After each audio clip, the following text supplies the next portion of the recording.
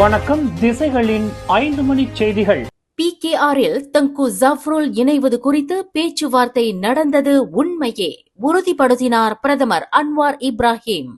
மிதி எனப்படும் முதலீட்டு வர்த்தகம் தொழில்துறை அமைச்சர் தங்கு டத்து ஸ்ரீ ஜஃப்ருல் தங்கு அப்துல் ஹசீஸ் PKR கட்சியில் இணையும் வாய்ப்பு குறித்து ஆரம்பகட்ட பேச்சுவார்த்தை நடைபெறுவதாக உறுதிப்படுத்தினார் பிரதமரும் PKR தலைவருமான Datuk Sri Anwar Ibrahim.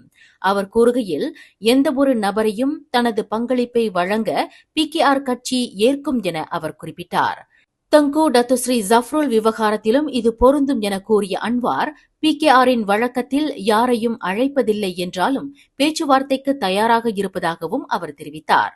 UMNO உள்ளிட்ட பிற கட்சிகள் மட்டுமின்றி நல்ல நண்பர்களுடனான உறவை பேணிக் கொள்வதற்கு நல்ல முறையில் பங்களிப்பை வழங்கக்கூடியவர்கள் வரவேற்கப்படுவார்கள் என்று அவர் கூறினார். இதுவரை நம்பிக்கை கூட்டணியின் கொள்கையின் அடிப்படையில் கட்சியில் இணைய யாரையும் நேரடியாக ஊக்குவிக்கவில்லை என்றாலும் அவர்களின் விருப்பத்தை PKR தடை செய்யவில்லை. அவர்களின் முடிவுகளை மதித்து பிற கட்சிகளுடன் நல்ல உறவை PKR பேணி காக்கிறது என்றார். பிரதமர் டத்து ஸ்ரீ அன்வார் இப்ராஹிம் இன்று PKR கட்சியின் சட்ட விதிகளை திருத்தும் நோக்கில் இன்று ஷா அலாமில் நடைபெற்ற சிறப்பு மாநாட்டில் கலந்து கொண்டார். சில மாநிலங்களில் ஏற்பட்ட வெள்ளத்தை தொடர்ந்து ஜொஹோரில் இன்று நடைபெறவிருந்த PKR கட்சியின் 2024ஆம் ஆண்டு தேசிய மாநாடு ஒத்திவைக்கப்பட்டதைத் தொடர்ந்து இந்த சிறப்பு மாநாடு நடைபெறுகிறது. PKR தலைவருமான அன்வரின் வருகையை துணைத் தலைவர் ரஃபீசி ரம்லி உள்ளிட்ட கட்சியின் முக்கிய தலைவர்கள் வரவேற்றனர். PKR பொதுச் செயலாளர் டாக்டர் ஃபுசியா சலே, PKR தகவல் இயக்குநர் ஃபமி ஃபட்சேல் ஆகியோரும் இதில் கலந்து கொண்டனர். வெள்ள பாதிப்புக்குள்ளான மாநிலங்களிலிருந்து பிரதிநிதிகள் இயங்கலை வாயிலாக கலந்து கொள்ளும் வகையில் இந்த மாநாடு கலப்பு முறையில் நடைபெறுகிறது. கட்சியின் பிரதிநிதிகளின் எண்ணிக்கை, பாலின, இன கோட்டா போன்ற கட்சியின் அரசியலமைப்பில் திருத்தங்களை செய்யும் என்று ஃபுசியா சலே தெரிவித்திருந்தார். கட்சியின் தலைவர்களை தேர்ந்தெடுக்கும் எதிர்கால தேர்தல்களில் உறுப்பினர்களுக்கு வாக்களிக்கும் உரிமையை கட்சி வழங்கும் ஜனநாயக பங்கேற்பின் கொள்கையை பின்பற்றி இந்த திருத்தங்கள் மேற்கொள்ளப்படும் என்றும் இது தலைவர் தேர்வு செயல்முறையின் நம்பகத்தன்மையை உறுதி செய்யும் என்றும் அவர் கூறினார்.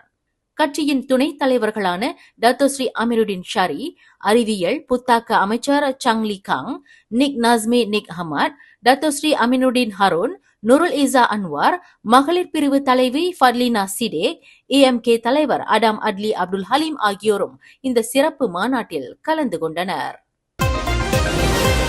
இன்று நடைபெற்ற சிறப்பு மாநாட்டில் கட்சியின் சட்ட விதிகளில் திருத்தங்களை நிறைவேற்றியுள்ளது. PKR கட்சியின் பொதுச் செயலாளர் ஃபுசியா சலே கூறுகையில், 2/3 பங்கு பேராளர்கள் கட்சியின் அனைத்து சட்ட திருத்தங்களுக்கும் ஒப்புதல் அளித்துள்ளதாக தெரிவித்தார்.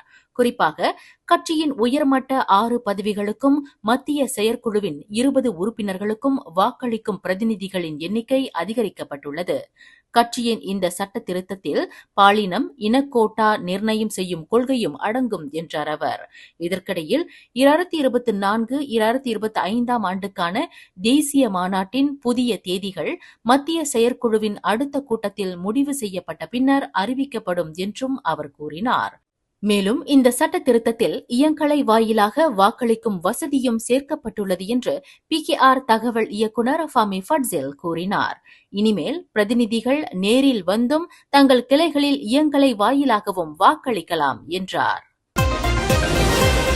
பிரதிநிதிகளில் இனம், பாலினம், குறிப்பாக பெண்களுக்கான கோட்டா முறையை அறிமுகப்படுத்தும் PKR கட்சியின் சட்ட திருத்தம் துணிச்சலான, முற்போக்கான நடவடிக்கையாகும் என அக்கட்சியின் துணைத் தலைவரான செனட்டர் சரஸ்வதி கந்தசாமி தெரிவித்தார்.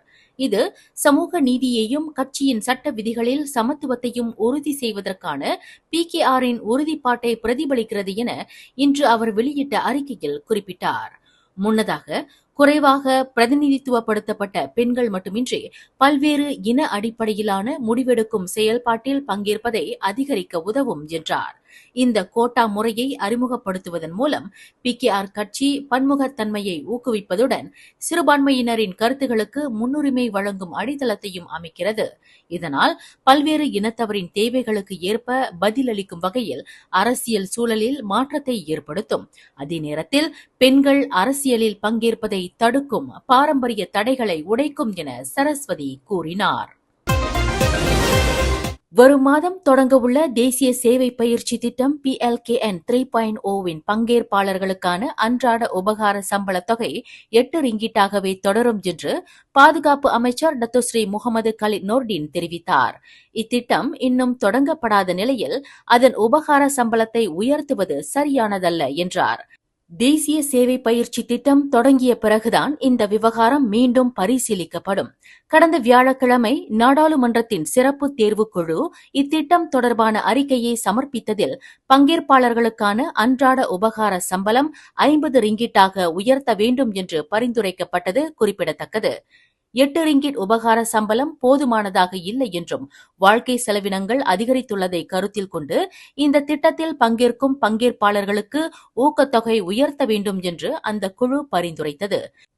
PLKN 3.0 வரும் ஜனவரி 12ஆம் தேதி முதல் கட்டம் கட்டமாக நடைமுறைப்படுத்தப்பட உள்ளது. இதில் கொலலம்பூர், பஹாங் ஆகிய மாநிலங்களில் உள்ள 2 ராணுவ முகாம்களில் சுமார் 500 பேர் பங்கேற்பார்கள். 2026ஆம் ஆண்டு இத்திட்டம் முழுமையாக நடைமுறைப்படுத்தப்படும் போது நாடு முழுவதும் உள்ள 13 முகாம்களுக்கு இது விரிவுபடுத்தப்பட உள்ளது. PLKN 3.0 பங்கேற்பாளர்கள் மத்தியில் வன்முறை சம்பவங்களை தடுக்க முடியும் என்று அமைச்சு நம்புவதாக தெரிவித்த கலித் நோர்டின் 2 மாதங்களுக்கு மேல் இத்திட்டம் நடைபெறாது, அதாவது 45 நாட்கள் மட்டுமே நடத்தப்படுவதாலும் ராணுவ முகாம்களிலேயே இது நடத்தப்படுவதாலும் வன்முறை சம்பவங்கள் நிகழ வாய்ப்பில்லை என்றும் அவர் கூறினார். தாய்லாந்து பிரதமர் பெத்தோங்தான் ஷினாவாட் நாளை டிசம்பர் 16ஆம் தேதி மலேசியாவிற்கு அதிகாரப்பூர்வமாக வருகை புரிய இருக்கிறார். இஃது அவர் பிரதமராக பதவியேற்ற பிறகு மேற்கொள்ளும் முதல் மலேசிய பயணமாகும். இந்த பயணத்தின் போது அவர் மலேசிய பிரதமர் டத்தோஸ்ரீ அன்வார் இப்ராஹிமுக்கு இடையே இருதரப்பு பேச்சுவார்த்தை நடத்தி இரு நாடுகளுக்கு இடையிலான உறவுகளை வலுப்படுத்தும் வழிகளை ஆராய உள்ளதாக விஸ்மா புத்ரா வெளியிட்ட அறிக்கையில் குறிப்பிடப்பட்டுள்ளது. இதில் பொருளாதாரம், கலாச்சாரம், பாதுகாப்பு ஆகியவை தொடர்பான ஒத்துழைப்புகள் குறித்து விவாதிக்கப்பட உள்ளது. மேலும் இரு நாடுகளும் பல்வேறு துறைகளில் புரிந்துணர்வு ஒப்பந்தங்களில் கையெழுத்திடப்பட உள்ளன.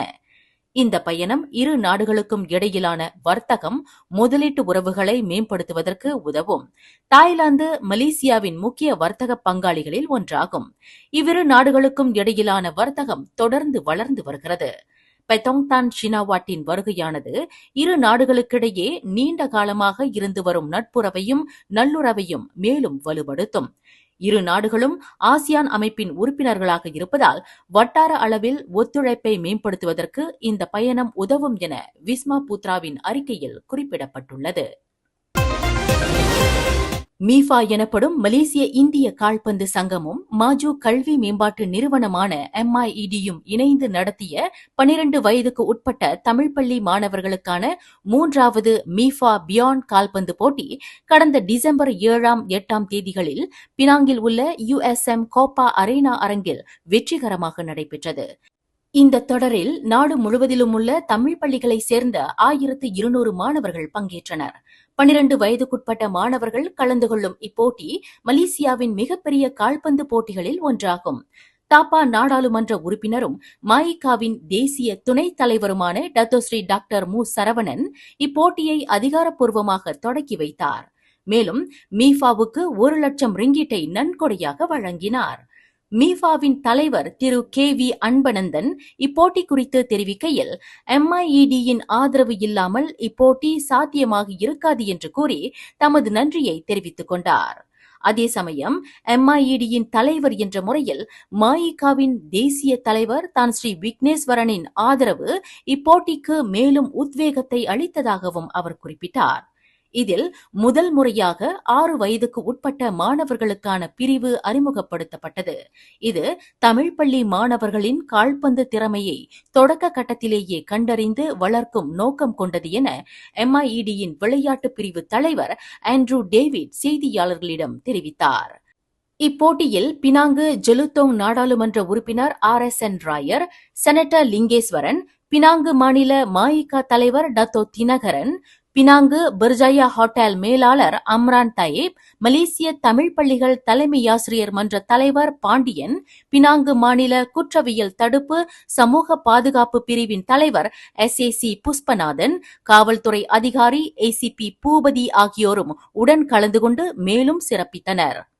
இப்போட்டியின் வெற்றியில் மிக முக்கிய பங்கு வகித்த மீஃபா அதிகாரிகள், பயிற்சியாளர்கள், ஆசிரியர்கள், பெற்றோர்கள், 80 குழுக்களாக பங்கேற்ற மாணவர்கள் ஆகியோருக்கு ஆண்ட்ரூ தமது நன்றியை தெரிவித்துக் கொண்டார். நாட்டில் நடக்கும் பெரும்பாலான கொலை வழக்குகளில் பாதிக்கப்பட்டவரும் குற்றவாளியும் ஒருவருக்கொருவர் தெரிந்தவர்களாக இருப்பதாக புக்கிட் அமான் குற்ற புலனாய்வு பிரிவு இயக்குநர் டத்தோஸ்ரீ முகமது சுஹைலி முகமது ஜெயின் தெரிவித்துள்ளார். அவர் கூறுகையில், சீரற்ற கொலைகள் மிகவும் குறைவாகவே நடப்பதாகவும், இதில் மனித உயிரின் மதிப்பு நிலை குறித்து அவர்கள் கவலை கொள்வதாகவும் கூறினார். சமூக ஊடகங்களில் வாழ்க்கையின் மதிப்பை குறைத்து மதிப்பிடுவதன் காரணமாக இது ஏற்பட்டிருக்கலாம். இன்றைய தலைமுறையினரிடையே கெமிஃபிகேஷன் எனப்படும் விளையாட்டு தன்மை அதிகரித்து வருவதாகவும் அவர் கூறினார். அமெரிக்காவில் நடந்த பல கொலைகள் குறித்து ஒரு மருத்துவர் என்னிடம் கலந்துரையாடியதை சுட்டிக்காட்டி பேசிய முகமது சுஹைலி, இதற்கு காரணம் இளைஞர்களிடம் ஆயுத பயன்பாடு இருப்பதாகவும், கெமிஃபிகேஷன் காரணமாக அவர்கள் உயிரை ஒரு விளையாட்டாக கருதுவதாகவும் ஒரு ஆய்வு கூறுவதாக குறிப்பிட்டார். இந்த குற்றவாளிகளின் சிந்தனை முறையை ஆழமாக ஆராய்வதற்கு உளவியல் வல்லுநர்களின் உதவியை நாடுவதாகவும் அவர் கூறினார். இஃது உண்மையாக இருந்தால் சமூக ஊடகங்களில் உள்ள உள்ளடக்கங்கள் இதற்கு காரணமாக இருக்கலாம். இது மிக சாதாரணமாக கருதப்படுகிறது. ஒருவேளை இது தொடர்ந்தால் நமது கிழக்கு கலாச்சாரம் பாதிக்கப்படும் என்றும் முகமது சுஹைலி மேலும் கூறினார். Langkawi ferry line ventures India நிறுவனம் முன்னதாக அறிவிக்கப்பட்ட லங்காவிக்கான ஃபேரி கட்டண உயர்வை ரத்து செய்துள்ளது. அந்நிறுவனத்தின் மேலாளர் கேப்டன் டாக்டர் பஹரின் பஹரும் கூறுகையில், வெளிநாட்டு பயணிகளுக்கான கட்டண உயர்வு மட்டும் ஜனவரி 1 முதல் நடைமுறைக்கு வரும் என்று கூறினார். மலேசிய போக்குவரத்து அமைச்சு, கிடா மாநில அரசு ஆகியவற்றின் ஆலோசனைப்படி 2025 ஜனவரி 1 முதல் மலேசிய குடிமக்களுக்கான ஃபேரி கட்டண உயர்வு ரத்து செய்யப்பட்டுள்ளது. இருப்பினும் வெளிநாட்டு பயணிகளுக்கான ஃபேரி கட்டண உயர்வு அதே தேதியில் இருந்து நடைமுறைக்கு வரும் என்றும் அவர் இன்று வெளியிட்ட அறிக்கையில் தெரிவித்துள்ளார். முன்னதாக லங்காவி ஃபேரி லைன் வெஞ்சர்ஸ் இன்று காலை வெளியிட்ட அறிக்கையில், லங்காவி ஃபேரி கட்டணம் 3 ரிங்கிட் முதல் 10 ரிங்கிட் 50 சென்ட் வரை உயர்த்தப்படும் என்று அறிவித்தது. போக்குவரத்து அமைச்சர் ஆந்தனி லோக் இந்த முடிவை கண்டித்தார். அவர் உள்ளூர்வாசிகள், உள்நாட்டு சுற்றுலா பயணிகள் ஆகியோருக்கான கட்டணத்தை உயர்த்தும் எந்த ஒரு நிறுவனமும் டீசல் மானியத்தை பெற தகுதியை இழக்கும் என்று எச்சரித்திருந்தார். அனைத்து நிறுவனங்களும் இந்த அறிவிப்பை உடனடியாக திரும்ப பெற்று விரைவில் போக்குவரத்து அமைச்சுடன் பேச்சுவார்த்தை நடத்த வேண்டும் என்று அவர் தனது முகநூல் பதிவில் தெரிவித்துள்ளார். மேலும் செய்திகளை தெரிந்து கொள்ள கீழே இருக்கும் பெல் பட்டனை அழுத்துங்கள்.